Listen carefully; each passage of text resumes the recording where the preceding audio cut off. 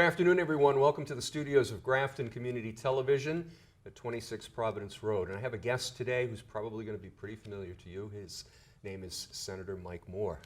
How are you? I'm very good, thank you. Thank you for inviting me here today. Absolutely. This is your first visit, because I remembered we haven't seen you since the old studio. Yes. And then, of course, COVID came along. Yeah, no, and it's great. You took me on a little tour for us. It's nice to see this. You've really done a great job with the studio. It's an amazing facility. Yeah. And we're very proud. Yeah, you should be. And public access in local communities, it's really a great way to get out what's happening in the town and the community. And obviously now the chance how we can affect the local community. Sure. So thank you. And that's why we brought you in. So let's start with COVID. Okay. How many hours a day are you spending on the COVID crisis? Most of our emails are now, it kind of died down when the vaccines started coming out and trying to roll out the vaccines. I will say we've always had some emails with individuals who don't want to get the vaccine, so I guess termed the anti-vaxxers. And there's different reasons. Some have medical, and some just don't believe in the vaccines. But we did see it start to slow down, and it was more at one point starting to get, how do I get access to the vaccines? So now that we've kind of figured that out, and actually I should thank Representative Meridian and Senator Fatman. We were able to, working together, and also Representative Joe McKenna, we were able to set up a vaccine site, in a regional vaccine site in Uxbridge, which was very successful and brought some more access to it. So we addressed that. Now the real concern is now, where are we going now with the surge in the Delta variant? Are we going back to masks? Are we not going back to masks? Personally, I think we should do whatever is necessary to keep people safe. I've got two friends of mine that have both been vaccinated, and they both actually came down with the Delta variant. So it's something that we can spread, and we got to be careful of. And I think the biggest fear that we have to worry about, I shouldn't say the biggest fear, because obviously if you lose a family member or a friend, that's the biggest fear. But as long as the variants stay out there, does that variant mutate to another form that could be more contagious and actually deadlier? So I think I think we were all hoping that we would be over it by now and would continue with the opening. So far, I will say I think Governor Baker's done a good job working with his team and trying to use whatever scientific data that they've had to implement the regulations. So I think hopefully that will ensure that we will stay in that practice and continue looking at the best practices. Does the Commonwealth still have mass vaccination sites, or have they all been closed? No, I think I don't know of any that are open right now. Okay. So, but now you can get them at Walmart, you can get them at CVS, Walgreens. So there are a lot of access points for people now. Right. So if we do come out of the Delta variant or other variants in a bad way, I'm assuming that there are plans in place to kind of get that machine rolling again? Or? I would think, they had a team set up, the administration had a team that dealt directly with this. I would hope that they would, now that they saw the formula or the strategy to use, I would hope they would just re-implement that. Right. And, to get that up and running much quicker than it took last time. But so far, so good. So far, so good. And we've also got, some substantial federal aid that has come in that we can actually use to help get things going again quicker.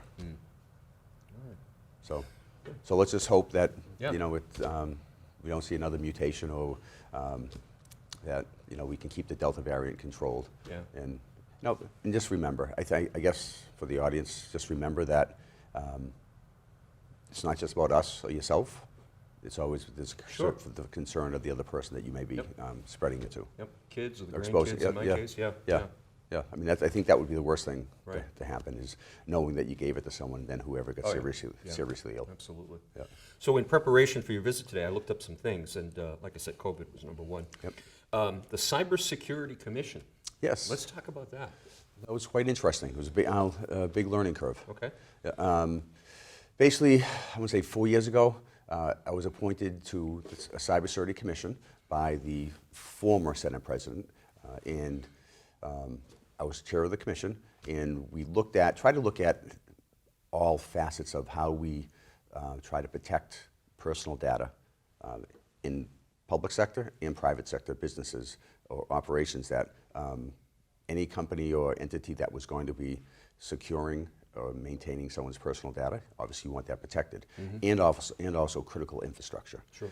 So basically we had representatives from public sector come in, so we had the National Guard come in, we had state police come in, we've had members from the state police, their fusion center, we had representatives from the banking industry, healthcare, and one thing that we did learn is that the different industry sectors have different types of cybersecurity standards or protections. So one thing our recommendations were really geared based on was trying to make it a public-private partnership. So the last thing we want to do is have a state commission formed or entity formed that you make the standards, it goes into law, and then, as you know, getting legislation or getting something changed it's a long process. So we looked at the Public Utilities Commission, where you have the utilities companies that have to go to them, and they establish regulations, and they go to them to have their rates increase, their rate increases approved, and their operations. So we looked at that as kind of a format. And what we did is we developed a recommendation to create a cybersecurity commission that would be, and the representatives would be appointed by the governor, but they would be representatives from someone from healthcare, from the private sector, banking, in whatever other industries that the commission felt would have some relevancy being on there. And also we require that some public sector involvement will be there to look at protecting the critical infrastructure and any databases the state maintains where they were maintaining your personal data, like DOR. You know, obviously no one wants their tax records or their personal information out there. Right. So basically, and we also recommended that the legislature, the House and Senate, create a joint committee on cybersecurity. This way, and I think hopefully you'll agree with this, even if we came up with standards today, technology is evolving so fast that once we come up, and this is something we had learned from them, that once we come up with it, the bad guys are already probably moving on to the next step. Yeah. So this has got to be a commission that can constantly evolve and work with the various industries developing new standards. So that's why we wanted to bring in, make it a multi-group, and also have the private sector involved. Because the private sector a lot of times may be more advanced than we are, than state government.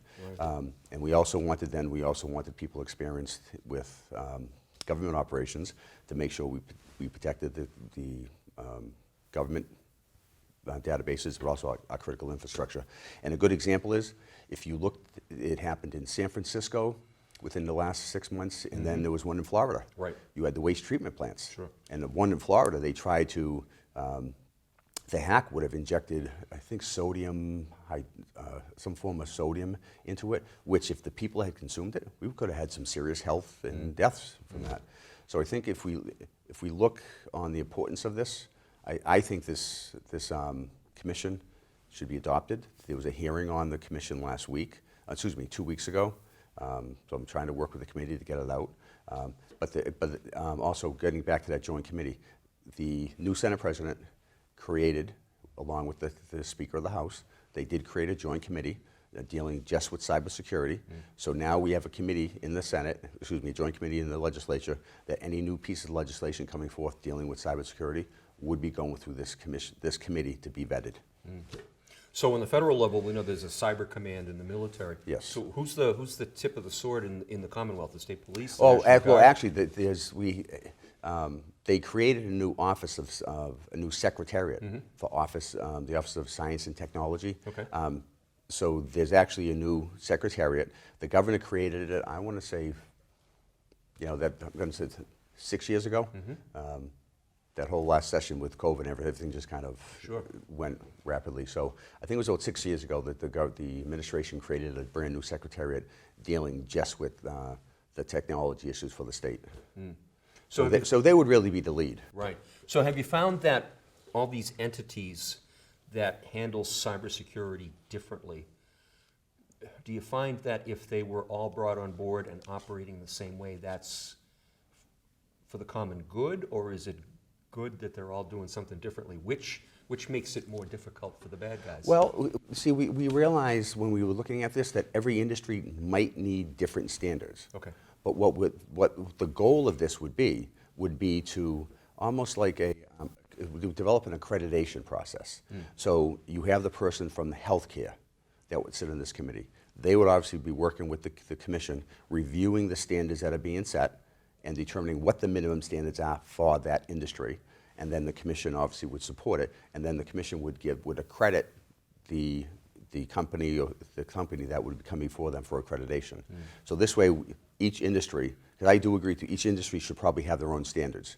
And the last thing we want to do is create a standard that if they break or they hack the healthcare, it goes into banking, it goes into all these other types. So, but we wanted to have the input from the various industries so that we don't have to develop one blanket standard. Right.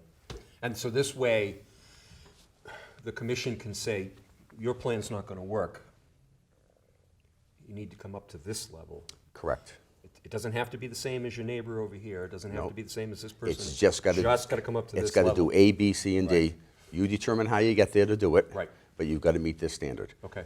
Because we didn't, and again, as I said a little while ago, the problem with trying to develop a standard is where the technology changes so fast and evolves. You know, you can't develop one standard and then, 6 months later, we have to go back and look at it again. So we wanted a system that would evolve with as technology evolves. Yeah. No, I understand that fully because it's like we install a piece of equipment here and as soon as it's put in and the guys are out of the door, we think it's already obsolete. So now we've got to start thinking about its replacement. So, absolutely. And another good example is that you look at what happened in our federal government. What were there over 200 agencies that were hacked? Sure. By the hackers from over. I don't know if they're saying We China can say who or they what. are, the Russians, the Chinese. The Russian Chinese. Yeah, thank you. So, that to me, here our government agencies, federal, who should be having the experts protecting their systems, and they fell victim to it. Right. That shows that we can't do this alone. It's got to be the public sector and the private sector. It's got to be everyone working together and complementing what we do. Wow. All right, our next topic is the sports gambling bill. So Well overdue. anybody in the town of Grafton who listens to sport radio, including myself and probably Jack in the booth, everybody talks about sports gambling. So how far, or I should say, how far along is it? Or how long will it be before Joe Citizen gets the chance to place his bet on a football game or a baseball game? Or walk us through that. Well, I can tell you, as I just joked about, I think it should have been done years ago. And right after the lawsuit had been resolved that said that the state cannot stop it, we should have, at that point, I think it was looking 3 years ago, we could have actually done something with this. Right now, the legislation has passed the House. It just passed, I think, 2 weeks ago. The House voted on it. So now it's got to come to the Senate.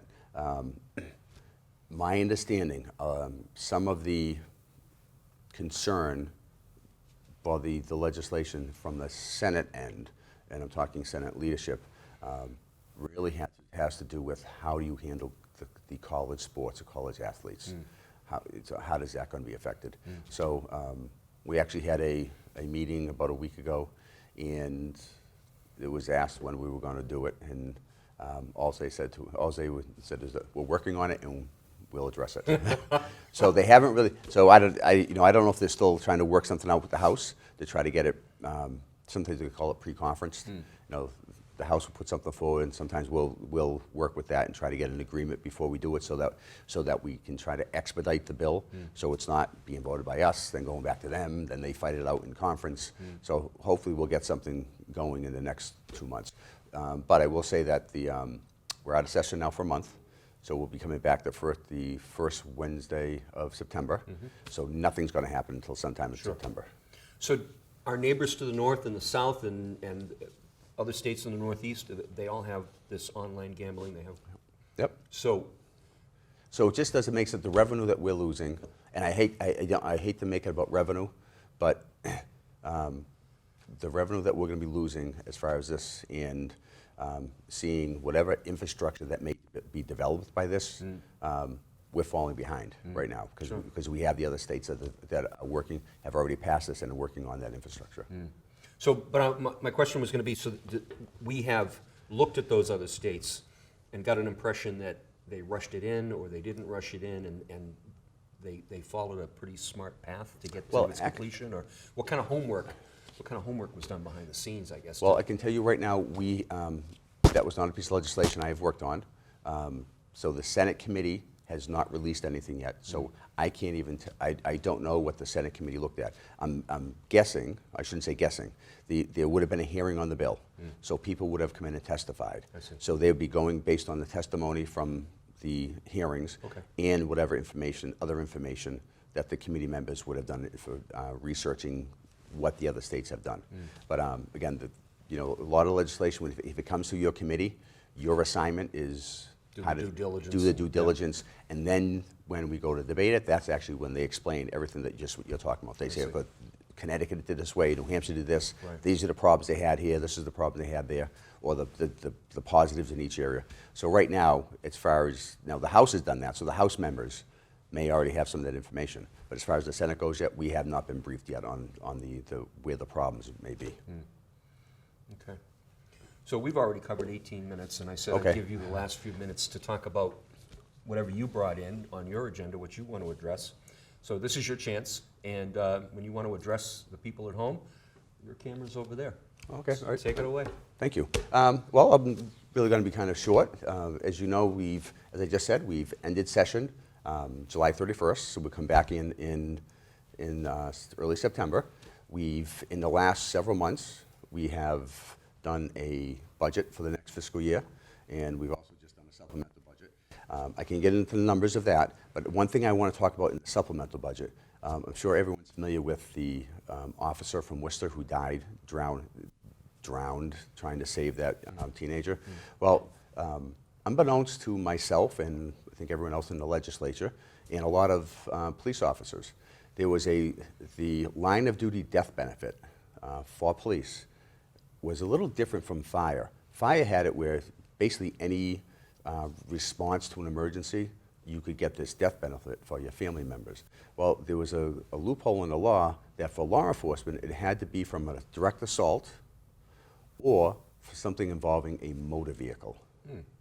So obviously, I think everyone would agree, when you have an officer that jumps into water, tries to save someone and drowns, he wasn't going for a swim. He was risking his life performing his responsibility. So for his family to get the death benefit, on the House side, Representative Tim Whalen, he's actually from the Cape, a former state trooper, he filed the language in the House. Then in the Senate side, we end up filing the language I filed the language on the Senate side, and we were able to get this amendment passed so that now the family of Officer Familia will get the full death benefit. But we also did it in a way that we corrected it for going forward. So now any police officer, similar to fire, any police officer now who dies in the line of duty will get this benefit. So in the past, what had happened is you'd have to look at a case by case just for the police. And it was just like, no, this isn't fair. It's not fair to the family that they have to wait. Sure. So did that. Some other good news that we had that just came out yesterday. The state actually collected, just reported out, that we collected over $5 billion more last fiscal year than it was expected. We had a total collection of $34.137 billion, $5,047,000, or 17.3% above the benchmarks. Now you got to remember when we did the budget the year before, because of COVID, we were expecting anywhere from a 6 to 7, even they said $8 billion deficit because of the economy shutting down. Well, it didn't work out that way. It worked out where the online sales and people getting the extra stimulus money put it back into the economy. So we actually ended up leaving the fiscal year with over $5 billion more. One thing we did do with the money, in conjunction with some of the federal money we now put in our rainy day fund. Now before the pandemic, we had 3.5. Then we had to use about a 1.6 or 7 billion to fill the gap. Well, with this increase in revenue, we were able to get the rainy day fund or the stabilization fund at roughly $5.8 billion. So it's the highest it's ever been. Now, I know some may say, well, why aren't you spending that money, putting it back? The important thing about having a high rainy day fund is when the bond rating companies look, they like to have the states having a roughly 10%, 10 to 15% in the rainy day fund. Now, it's important to have the bond rating companies like this or approve this, because when we go to borrow money, the better our bond rating, the lower the interest. Right. So that was a substantial improvement that we have got. And it also now prepares us. None of us hope that we have another pandemic or we have anything tragic or a downside in the economy, but this does prepare us for that. Right. But thank you, and I hope everyone had a great summer. And again, we started the conversation out talking about COVID. Just try to remember, it's, yes, maintain your own self, protect yourself, but also think of your family members and friends. Okay. And thank you for having me. Good advice, absolutely. My guest in studio today has been Senator Mike Moore, and hopefully we'll get you back in again real soon. Sounds good. Thank you for watching.